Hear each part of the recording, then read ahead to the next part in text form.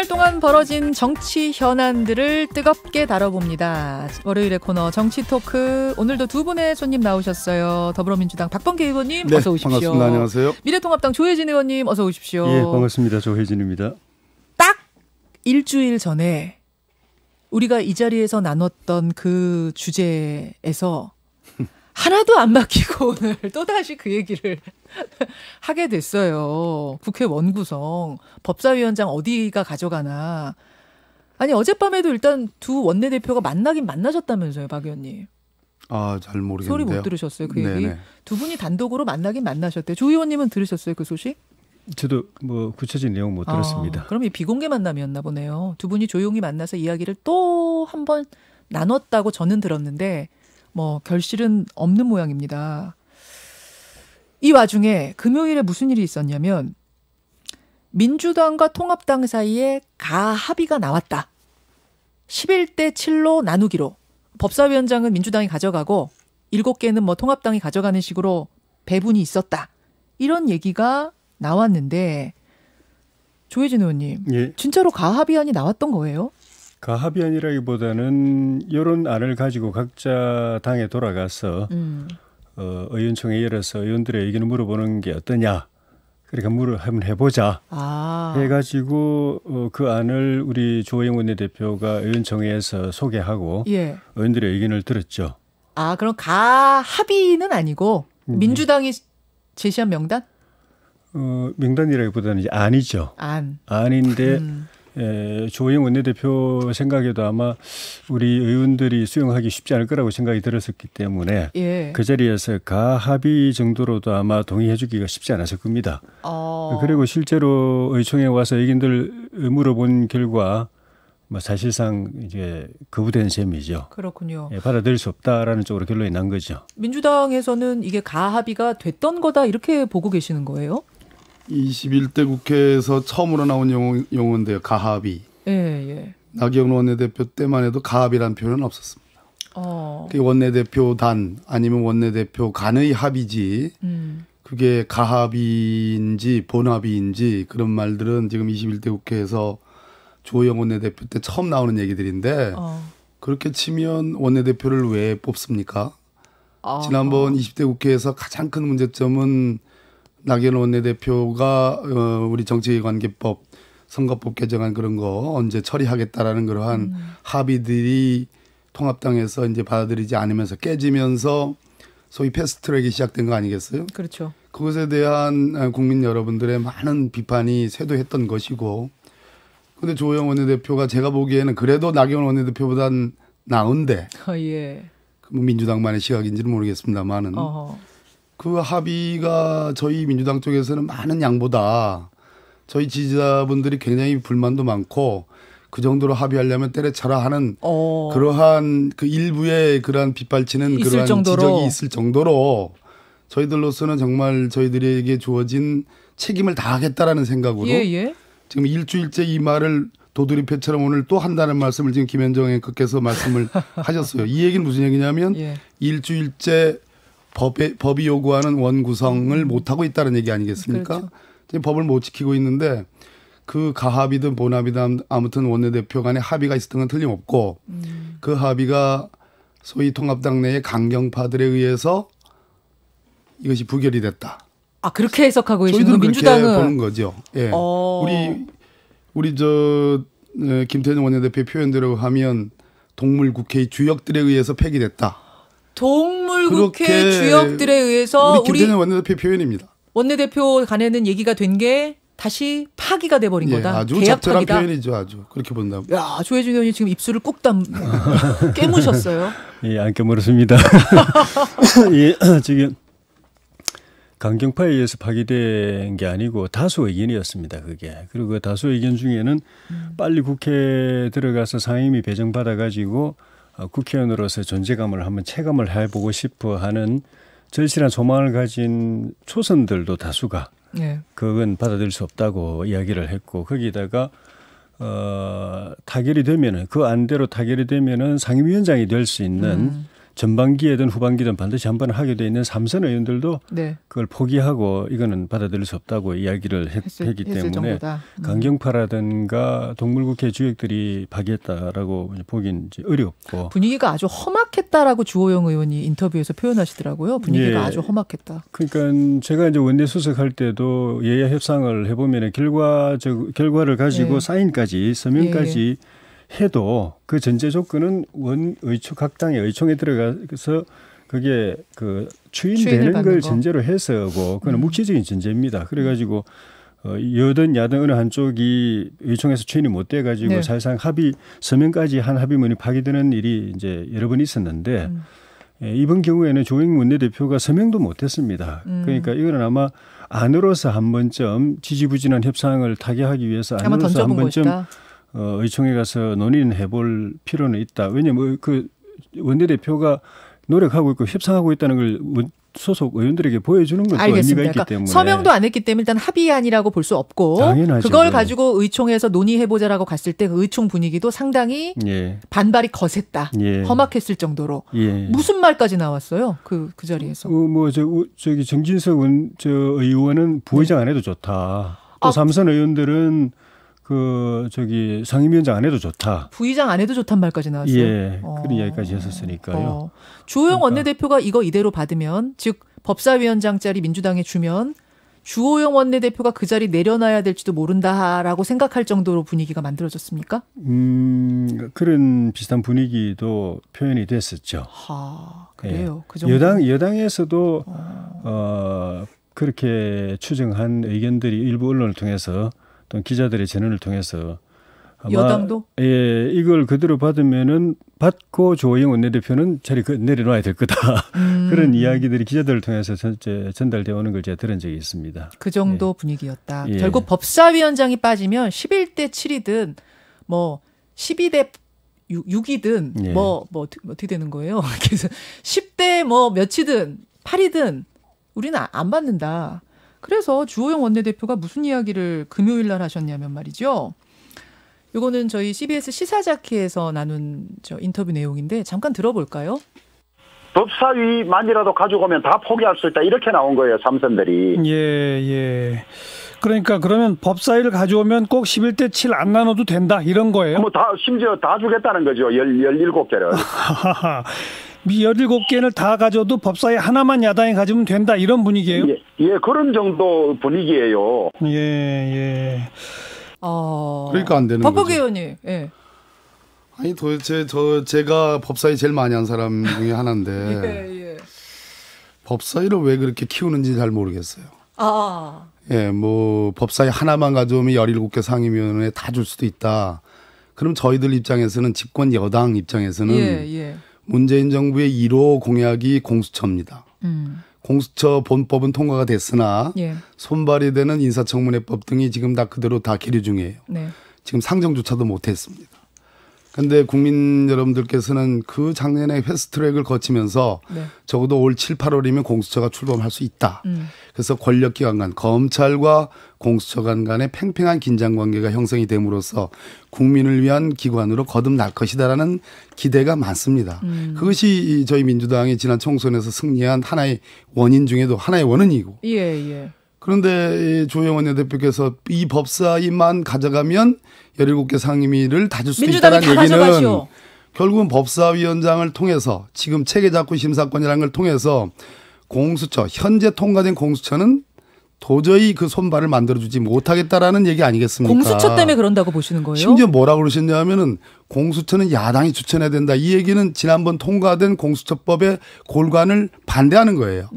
더군다나 그렇다고 치면은 손발이 되는 인사청문회법 통과시켜줄 의사가 없다. 더군다나 공수처의 역할이라는 게 대통령의 측근들 수사하는 것이다. 이렇게 규정을 해버렸습니다. 공수처는 대통령 측근은 물론이지만 검사, 판사 그리고 뭐 경찰, 고위경찰관, 고위장성들 그리고 국회의원들도 모두 다 모든 고위공직자들이 다 수사 대상입니다. 그런데 그것을 한정해가지고 대통령 가까운 사람들만 파겠다고 그렇게 규정을 짓는다면 저희 집권 여당 민주당으로서는 그런 공수처 도저히 그런 상상할 수 없는. 잠시만요, 박 의원님. 그럼 지금 법사위원장을 절대 못 넘겨주는 통합당 못 넘겨주는 이유는 그 속내에는 공수처법을 막기 위한 공수처 출범을 막기 위한 속내가 있다라고 보시기 때문이다. 주호영 원내대표께서 그렇게 얘기한 겁니다. 그렇게 해석할 수밖에 없는 거죠. 조혜진 의원님. 그건 아닙니다. 물론 이제 공수처뿐만 아니고 지금 대북전단 살포 금지법이라고 민주당이 이제 추진하려고 하는 예. 법안부터 해서 민주당이 살짝 운만 띄운 것만 해도 벌써 여러 가지인데 그게 우리 당이 생각하는 헌법적 가치관 예. 또 국가의 정체성 또 국민의 기본권 이런 측면에서는 도저히 용납할 수 없는 것들을 줄줄이 이제 민주당이 내놓고 앞으로도 뒤에 이제 계속 이제 준비를 하고 있는 걸로 저는 알고 있는데 이런 것들이 이 야당의 반대를 무시하고 또 국민들 다수의 의견을 무시하고 통과되는 거를 견제하는 것이 야당으로서 최소한의 기능이다. 그럼 공수처법을 포함해서 여러 가지들이 지금 다 그렇습니다. 그 한 개 때문에 걱정하는 게 아니고 그러니까 저희가 법사위원장을 해야 된다고 하는 거는 야당으로서 이런 최소한의 존립 또 최소한의 여당 견제 기능, 정부 여당에 대한 견제 기능을 확보한다는 차원에서 이렇게 하는 것이고. 그럼 민주당 입장에서는 발목 잡기라고 생각을 할 수 여지도 있겠네요. 그거 다 막으려고 한다라고 얘기를 해버리시면. 법사위원장 반다고 가지고 야당이 가지고 있다고 해서 끝까지 막을 방법은 없습니다. 좀 전에 지난번에도 말씀드렸지만은 그 여당은 법사위원장을 자기들이 가져가겠다고도 이야기하면서 동시에 합의제로 네. 운영되어 온 관행도 이번엔 깨겠다. 쉽게 말해서 표결을 하겠다. 그러니까 법사위도 어차피 1.7대 1 정도로 되거든요. 여당 의원이 1.7 정도 되고 야당 의원이 1 정도 되니까 그 관행을 합의제 관행을 깨고 표결을 하게 되면은 법사위원장 맡고 있어도 방법이 없고 표결이 그리고 일정 부분 붙잡고 있다고 하더라도 결국 패스트트랙으로 올려버리면은 300일 안팎으로만 기다리면은 법사위 통과 안 하고 그냥 야당 본회의 다 올려서 처리할 수 있는 것이기 그러니까 때문에 최소한이라도 법사위원장이라도 달라 그 말씀이에요. 최소한의 기간 동안에 수거할 수 있는 그 기간이라도 확보하기 위해서 우리가 그 법사위원장을 야당이 하는 게 의미가 있다는 보세요. 것이죠. 끝까지 막을 수 있다는 게 아닙니다. 작년에 패스트트랙 해가지고 4월에 올려가지고 12월에 통과됐어요. 8개월 걸렸습니다. 법사위를 거치지 않고서도 8개월 걸렸거든요. 네. 법사위를 거치면 최대 한 310일, 330일 걸려야 될지도 모르는 게 패스트트랙이에요. 표결로 강행 처리가 안 됩니다. 지난 수십 년 동안 우리 국회가 협의를 합의제로 운영을 해왔어요. 누누이 말씀드렸잖아요. 그래서 체계자구 심사권이라는 것의 월권 남용을 해왔다는 겁니다. 근데 그것의 근본적인 변화를 지금 통합당이 요구하는데 통합당이 거기에 동의해 주질 않아요. 지금 보니까 기류 중에는 법사위원장을 내주더라도 법사위원들이 갖고 있는 소위 체계자구 심사권의 과도한 행사, 소위 월권이라고 제가 표현되는 그 부분은 여전히 갖고 있으면서 그걸로 통제를 하겠다라는 그런 발상이에요. 근데 한번 예를 들어보세요. 2022년 3월이 지금 대통령 선거예요. 예. 그리고 내년 8월, 7, 8월이면 윤석열 검찰총장의 임기가 만료됩니다. 네. 그리고 지금부터 아마 올 21대 국회에 실질적인 대통령 선거 전초점검 같은 국회가 올 국정감사와 정기국회에서 아마 일어날 겁니다. 예. 그렇게 되면 법사위가 주 전장판이 됩니다. 2012년에 제가 법사위 들어왔을 때 그 해가 대통령 선거가 있던 해입니다. 법사위는 법사위가 아니고 대선이었어요. 알겠습니다. 그래서 결국은 제가 보기에는 공수처의 기능과 성격을 어떻게 볼 거냐, 윤석열 검찰총장의 검찰 체제를 어떻게 볼 거냐에 대해서 민주당과 통합당의 근본적인 시각차가 있다. 그런 측면에서 이게 법사위원장 가져가는 것이 단순한 지금 그 미사 여구처럼 견제를 위한 것이 아니다.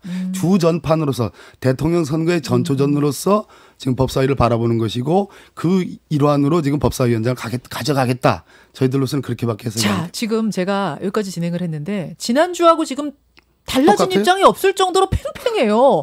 도대체 이게 그럼 어떻게 마무리가 되려고 이러나라는 생각이 들 정도인데 민주당에서는 오늘 실행에 옮겨달라라고 박병석 국회의장한테 지금 요구를 한 거고 박 의장이 오케이 하셨습니까? 오늘 통과시킨다고 말씀하셨죠. 그거는 이제 뭐 조금 한참 전에 하신 얘기 아니에요? 진짜로 하신대요? 아니 일국의 국회의장님의 말씀인데 그걸 진짜고 가짜고가 어디 있습니까? 다만, 어제도 답 들으셨어요? 다만 어제도? 그분의 워딩은 정확하게 아주 정교한 워딩을 쓰신 거든요. 그래서 지난번에 본회의 하기 직전에 제가 저희 몇몇 의원이 뵀는데요. 그때 내 워딩을 봐라라고 말씀을 하시더라고요. 그래서 오늘은 통과 안 시키겠구나. 지난 금요일 얘기입니다. 근데 월요일 지금 오늘 들어섰는데 오늘은 상임위 이제 지금 상임위원장 선출하겠다는 말씀이에요. 그런데 모든 상임위라는 표현을 안 쓰셨기 때문에 저는 혹시 지금 추경 절대적으로 필요한 3차 추경을 통과시키는데 최소한의 요건인 법사위 예결위 기재위 정도를 통과시키는 거 아닌가라는 잠정적인 추측은 하지만 그분 속은 아직은 알 수가 없죠. 법사위도 오늘 할 가능성이 있다. 그러니까 일부를 하더라도. 지금 법사위 때문에 모든 17개 상임위를 주고서라도 법사위를 가져가겠다는 게 야당의 뜻인데 법사위 이 문제를 애둘러 돌아가서는 안 될 것이다. 할 것이다라고 보시는군요. 박 의장님 스타일상. 해야 되지 않겠습니까? 조 의원님은 어떻게 예측하고 계세요? 할 가능성이 높다고 봅니다. 높다고 보세요. 그리고 설령 또 한 번 더 네. 모양을 갖추기 위해서 네. 야당하고 협의하는 제스처를 측면에서 또 그 국회의장 입장에서는 자기가 의장으로 선출되는 것도 반쪽 국회로 됐는데 첫 또 이 그 결의 의결 사항을 또 반쪽으로 처리하고 앞으로 그게 관행이 되면은 의장으로서도 존재감에 심각한 상처가 날 겁니다. 그러니까 전체 국회의 대표가 아니라 자기가 소속됐던 자기 출신 의원들을 하고만 국회 운영하는 그런 일당 국회 의장으로서 남는다는 거는 의장으로서는 사실 굉장한 불명예죠. 그거에 대한 부담이 있어가지고 그걸 알겠습니다. 최대한 피하려고. 못할 거다. 아니 할 것 같은데 안 하셨으면 좋겠다. 안 해도 어차피 며칠 그 간격밖에 없습니다. 며칠 더 연기는 하겠지만 며칠 뒤에는 반드시 처리할 것이고 만약 오늘 법사위 예결위 기재위까지 된다면은 오늘로서 끝나는 겁니다. 그러니까 그렇죠. 법사위 예결위 둘 다 야당 몫이었는데 지금 뭐 지금까지 여당에서는 법사위는 자기들 가져가고 예결위는 야당에게 줄 수 있지 않느냐. 그런데 야당은 그것도 싫다. 예결위보다 법사위가 중요하다고 하고 있는 판에 네. 법사위 예결위 다 가져간다는 거 아닙니까? 오늘 처리한다면 예. 그걸로 이제 상임위 협상은 끝나는 거죠.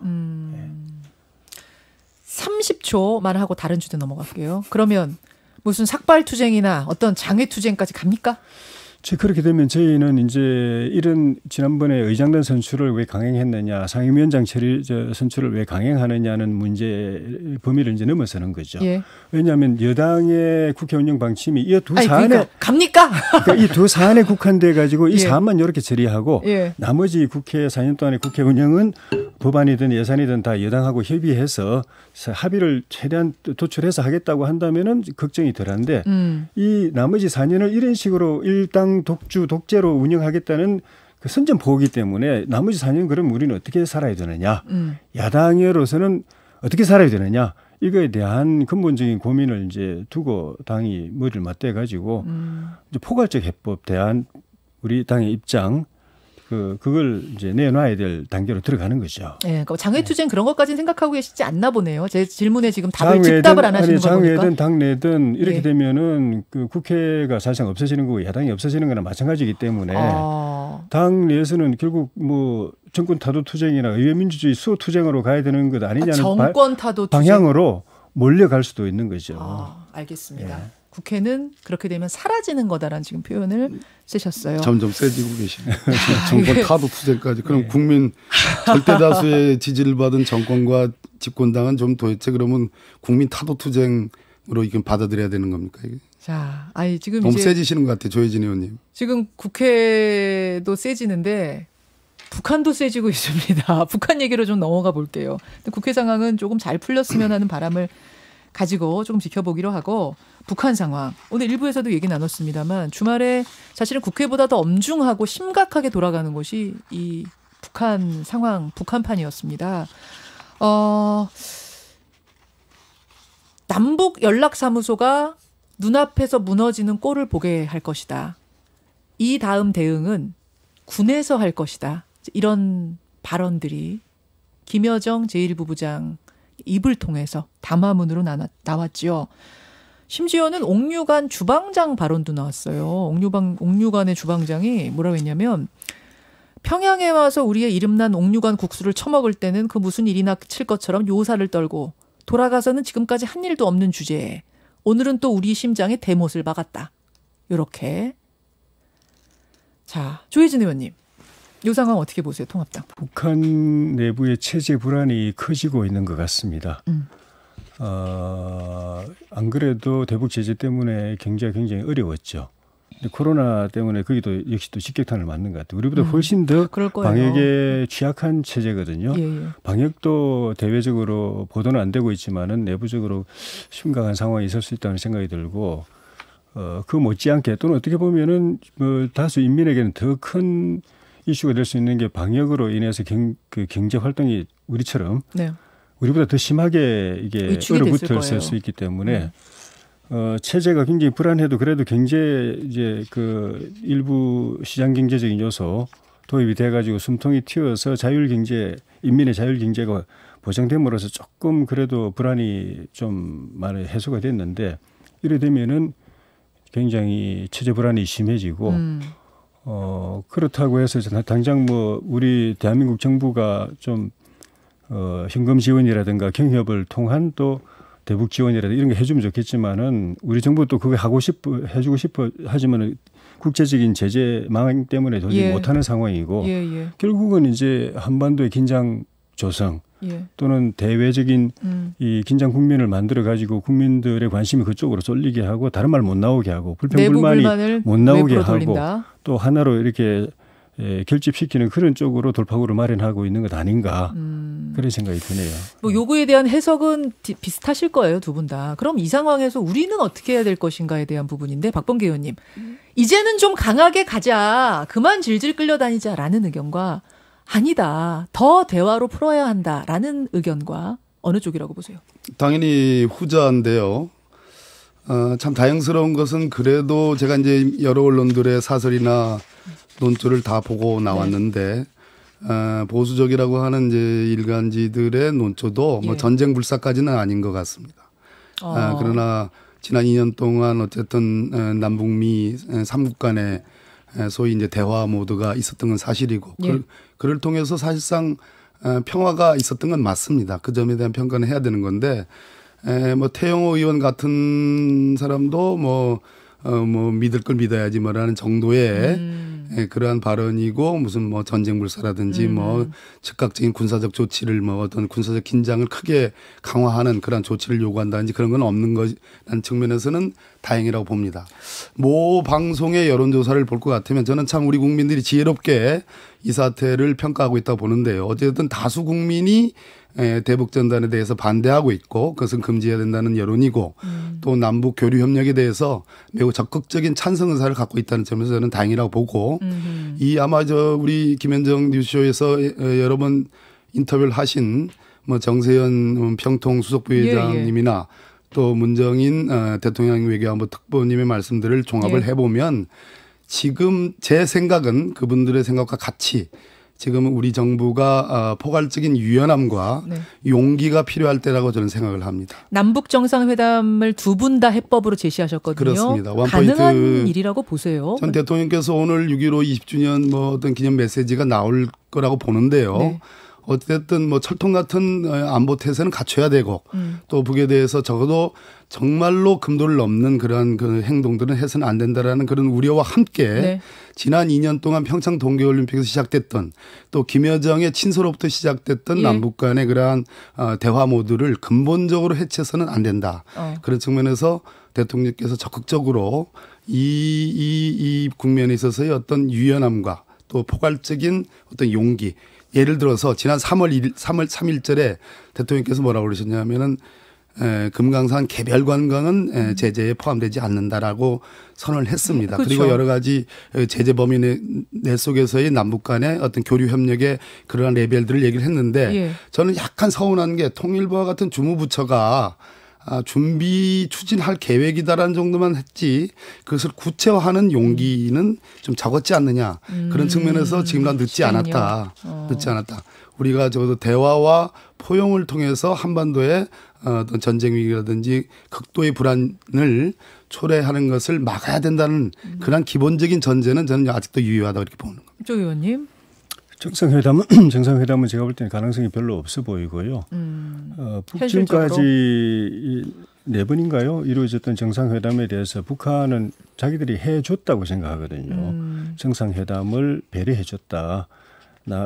남한이 그렇게 강력하게 원하는 걸 들어줬다라는 생각을 하고 들어준 데는 일정한 기대가 있었는데 물론 이제 핵 그 보유를 굳히는 측면의 활용 가능성, 그리고 경제 안정을 위해서 대북 지원에 대한민국이 뭔가 좀 남측이 뭔가 역할을 해주기를 바라는 네. 기대 때문에 정상회담에 응해줬다고 생각했고, 그 다음에 미국과 국제사회가 대북 제재를 완화하는데 대한민국 정부가 뭔가 중재 역할을 해줄 수 있지 않겠는가 하는 기대감 때문에 4번이나 만나줬다고 생각했는데 결과가 없었다는 거죠. 그거는 북한의 오해이기도 하고 사실 그런 걸 우리 정부에 기대할 수가 없는 겁니다. 알겠습니다. 그런 측면이 그렇기 때문에 이제는 우리 정부에 대한 기대는 사실 이제 별로 없는 것 같고, 내부 체제 안정을 위해서 우리 정부를 필요 이상으로 공격하고 대통령을 모욕하고 이렇게 하는 상황으로 들어갔기 때문에